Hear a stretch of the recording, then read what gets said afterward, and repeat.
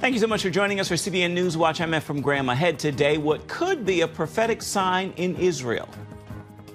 5 special red heifers brought to Israel as a potential prelude to building the third temple mentioned in Scripture. The evidence of what God is doing with Jerusalem is the center of that, and the temple is the center of Jerusalem. We'll look at the biblical implications of this important story.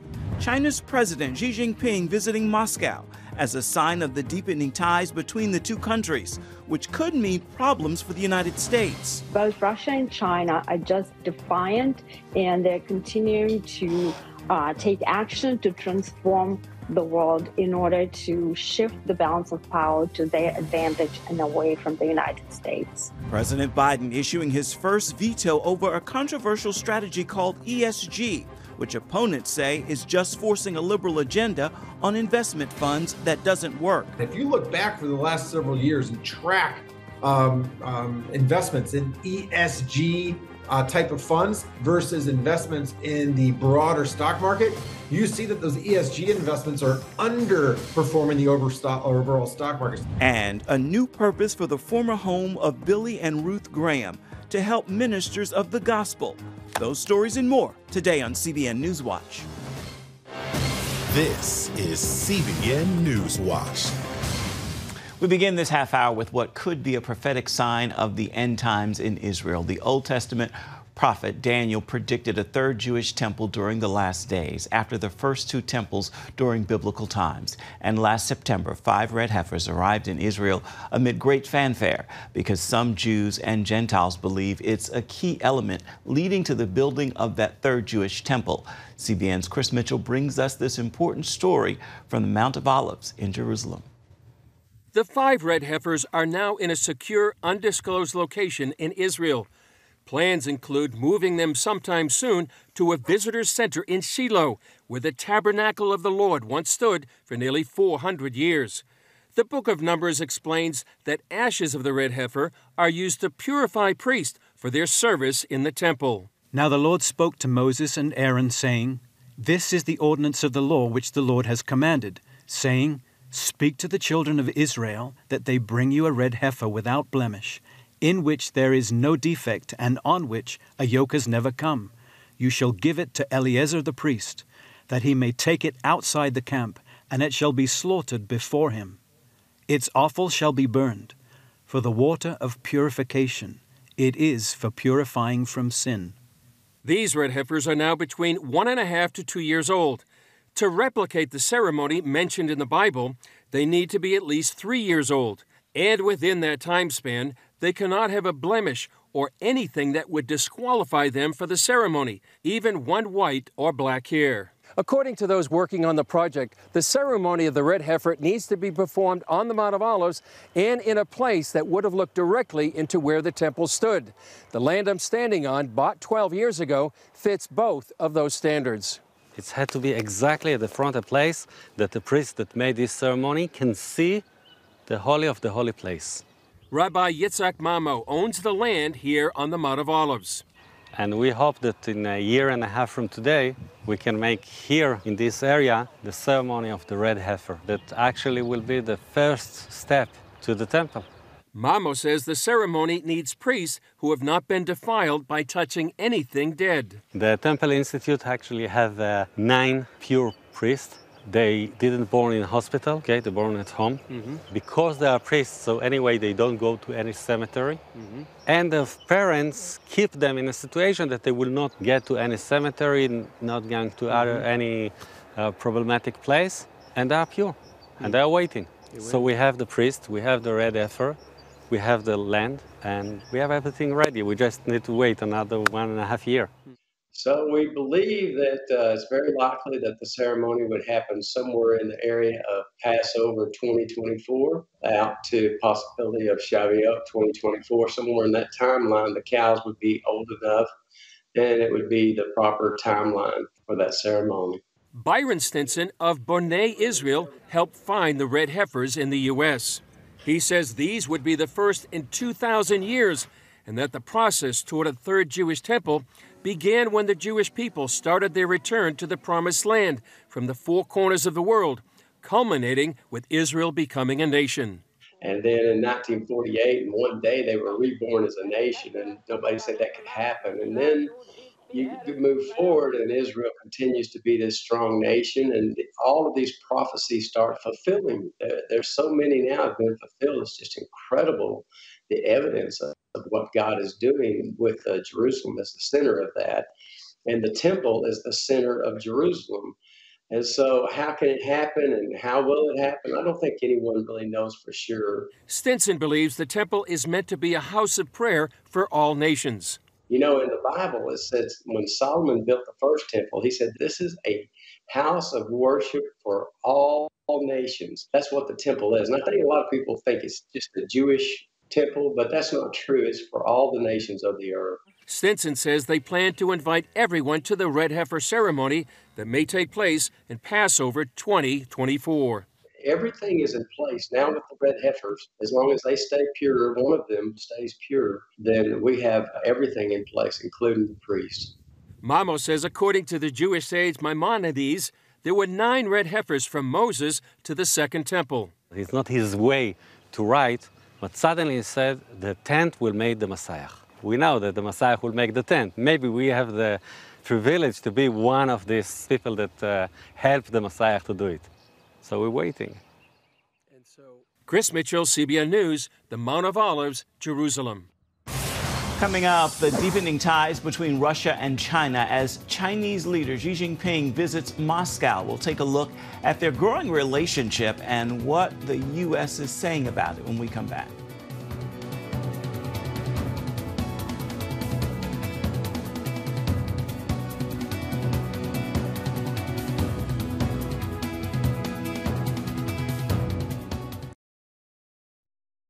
A meeting of the minds in Moscow with potentially serious global consequences. China's leader, Xi Jinping, arrived in Russia Monday for a 3-day visit with Russian President Vladimir Putin. And Xi came bearing an alleged peace plan. The question on the table is, how might China help Russia in the war with Ukraine? The meeting comes just days after the International Criminal Court issued an arrest warrant for Putin on alleged war crimes, focusing on the deposition of thousands of Ukrainian children to Russia. CBN News White House correspondent Abigail Robertson brings us the story now from Washington. President Xi Jinping seeks for his visit to be a fruitful one, although it's also drawing intense suspicion from the West as it shows deepening ties between Russia and China. Russian President Vladimir Putin rolled out the red carpet as he welcomed his, quote, dear friend to the Kremlin, the first major world leader to visit since Russia invaded Ukraine last year. The trip is seen as a major show of support for Putin, who has been isolated internationally for his invasion of Ukraine and now faces an arrest warrant from the International Criminal Court for war crimes. The two leaders were all smiles as they greeted each other, followed by a more than 4-hour meeting.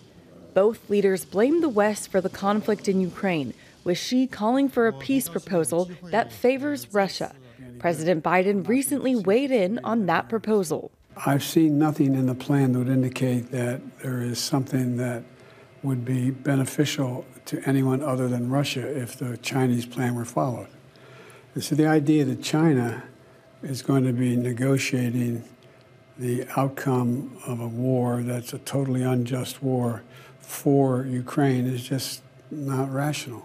Western countries are also watching for signs of China increasing political, financial, and military support to Russia following this week's visit. Both Russia and China are just defiant, and they're continuing to take action to transform the world in order to shift the balance of power to their advantage and away from the United States. Rebecca Koffler, author of Putin's Playbook, Russia's Secret Plan to Defeat America, tells CBN News she is not interested in peace. The Chinese are only happy to have two of their top adversaries, perceived adversaries, Russia and the United States, deplete their combat arsenals by waging this proxy war in Ukraine. And so Xi Jinping is just simply elated to let this happen, and he will likely approve lethal aid to Russia so Putin can continue his barbaric war on Ukraine. The U.S. has threatened severe consequences for China if it ships lethal weapons to aid in the war against Ukraine. In Ukraine, Japanese Prime Minister Fumio Kishida began a surprise visit to Kyiv Tuesday, where he will meet with President Volodymyr Zelensky. On Monday, the White House called for China's leader to speak with Zelensky as well. She said he plans to do so, and Zelensky said he's open to discussing proposals for peace, but insists on Russian troops leaving all Ukrainian territory. Meanwhile, reporters question when Biden plans to talk to Xi. We'll do that at the most appropriate time. It's important that we keep those lines of communication open, particularly now, when tensions are so high. The United States claims that if this visit ends in the two countries calling for a ceasefire, that will be unacceptable, claiming all it would do is ratify Russia's conquest thus far. Reporting from Washington, Abigail Robertson, CBN News. President Biden has issued his first veto involving a controversial investing strategy called ESG, which stands for Environmental, Social, and Corporate Governance. Some large asset managers call it good business, but critics say it puts political ideals ahead of returns for investors. Two Democratic senators, Joe Manchin of West Virginia and John Tester of Montana, criticized the president, with Manchin saying Biden was putting his administration's progressive agenda above the well-being of the American people. CBN's Jenna Browder has the story now from our nation's capital. ESG is the latest political acronym to get Washington's full attention. And after both the House and the Senate passed a bill to ban the investment strategy, President Biden signed his first veto, meaning ESG stands for now. The only criterion should be what gives you the best math, the best return on investment. Indiana Senator Mike Braun says that's not what you get with ESG, an investment strategy that takes into account a company's climate change initiatives, diversity, and corporate transparency, with a heavy emphasis on the climate part. Some of the largest asset managers, including BlackRock, call ESG good business. Conservatives, though, tend to disagree. Joel Griffith with the Heritage Foundation says the strategy politicizes investments, often at a cost to investors. If you look back for the last several years and track investments in ESG type of funds versus investments in the broader stock market, you see that those ESG investments are underperforming the overall stock market. Some investment advisors also question if ESG would actually help the climate or move the world to a more sustainable future. There are other routes to take. For Christians, one solution is faith-based investing. Christians don't want to be controlled. They love freedom. They love biblical values. So to be told you must invest this way, you can't own fossil fuel companies, really doesn't sit well with them. David Spica is the president and CIO at Guidestone Funds, the country's largest Christian investment management firm. He points out a few ways Guidestone promotes biblical values. One is exclusionary screens, or not owning companies inconsistent with biblical values. Two, shareholder advocacy, a way to encourage companies Guidestone owns to adopt Christ-like values. And three, impact investing. Impact investing, we feel like, is really the future of faith-based investing. This is where we proactively invest in companies that are doing good, that are serving the underserved, that are promoting the growth of God's kingdom. Several states have already pulled money out of ESG investments, and at least 16 states are considering legislation to stop it. There are a number of states that are saying, look, if you are a pension plan manager for public sector employees like firefighters and teachers and police, then you have to abide by a fiduciary duty to those clients, to the workers. And that fiduciary duty means that you cannot be considering ESG factors when it comes to making investments. As for President Biden's veto, Congress is unlikely to be able to override it because it would require the support of 2/3 of both chambers. In Washington, Jenna Browder, CBN News.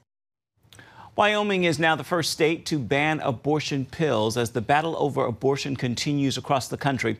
Wyoming's governor signed a bill outlawing abortion pills. The ban was passed alongside a new measure outlawing abortion in the state. Texas now awaiting a judge's ruling that could overturn the FDA approval of abortion pills in the state. More than a dozen states now effectively ban abortion pills by forbidding all forms of abortion. Pills now account for more than half of all abortions in the United States. Still ahead, Americans facing a growing number of problems with mental health. We're going to hear some ways people can overcome the challenges they face. We've got that story for you right after this. Americans are struggling with mental health issues unlike any other time in our history. Too many adults and even young people are struggling with severe depression, anxiety, and so much more. On this week's episode of the Healthy Living program on the CBN News Channel, psychiatrist Daniel Amen says several elements of our modern culture are to blame, but he also points to many things we can do to overcome the challenges we face. If I was an evil ruler and I wanted to create mental illness, what would I do? Well, I'd create American society with children who have gadgets that cause them to constantly compare themselves to false images, to other people who are really pretty unhappy, but they make themselves seem very happy. So the digital addiction. I'd create a society of fast food restaurants that serve what is basically fake food that is devoid of nutrients. You know, they call it fast food because they basically took the fiber out of the food, so you don't have to chew it that long. You swallow it quickly, and then you're out of the restaurant. I'd create a society where the news is no longer the news. The news is about negativity and frightening people, so you keep their eyeballs so you can sell them more copper underwear. I would create a society of a political divide where people bully each other if they don't have the same beliefs. I create a society that takes God out of schools and businesses and replaces it with idol worship. There are so many reasons that things are just going the wrong way. Last year, there were 337 million prescriptions for antidepressant medications. 27% of all doctor visits, someone's being prescribed benzodiazepine, medicine that's addictive and increases the risk of Alzheimer's disease. So when you really look around society, or you look at it through the lens of a neuroscientist, we're at a war for the health of our brains. But there's a way out, and the way out begins with loving and caring for your brain. Now, you talk about loving and caring for your brain. You have one of the largest, if not the largest, library of brain scans. What are you seeing on these brain scans that disturbs you? So about 32 years ago, I started looking at the brain. So I'm a psychiatrist. I'm a double board certified psychiatrist. I'm board certified in general psychiatry and child and adolescent psychiatry. And, you know, I often say psychiatrists are the only medical doctors who never look at the organ they treat. Think about that. But when I started looking, I realized the brain is an organ, just like your heart is an organ. And if the brain's not right, your brain creates your mind. A lot of people don't really understand that. The physical functioning of your brain creates your mind. And so if your brain's not healthy, if your brain's infected, if your brain has been exposed to mold, if your brain is working too hard or not hard enough, if it's hurt, look, something like a traumatic brain injury, then your mind is going to be more troubled. And what the images taught me is I need, as a psychiatrist, I have to focus first on brain health, which means you have to eat better, you need to exercise, and you need to like not drink and not do magic mushrooms. You have to keep the physical functioning of your brain healthy. And when you do, it's so much happier. It's so much easier to be happier. For more on your mental health, be sure to check out Healthy Living tonight at 8:30 Eastern. You can find it on the CBN News channel or on the CBN News app. You can also watch it on YouTube. Coming up, how the home of Billy and Ruth Graham now has a new purpose to minister to those who serve the gospel. We'll have that story for you when we come back. Stay with us.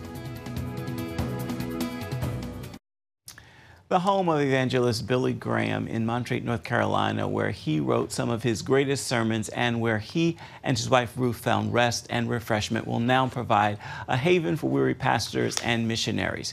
Graham's daughter Ruth, in partnership with actor Kirk Cameron and a North Carolina businessman, are making the home available. It will serve as a retreat for men, women, and families who've been in vocational ministry for 15 years or more. The ministry will also provide learning experiences to help to rejuvenate the pastors and to help them discover God's will.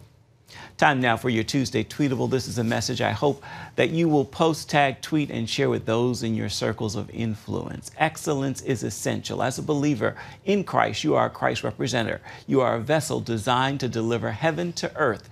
And you can't do that without excellence in your home, on your job, and with everything you put your hands to do.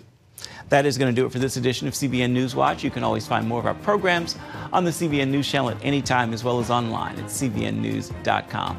We love to know what you think about the stories you've seen here today. You can email us, newswatch@cbn.com. You can also reach out and touch us on Facebook, Twitter, and Instagram. We'd love to hear from you. Make this a terrific Tuesday and join us right back here, same time tomorrow. Goodbye. God bless.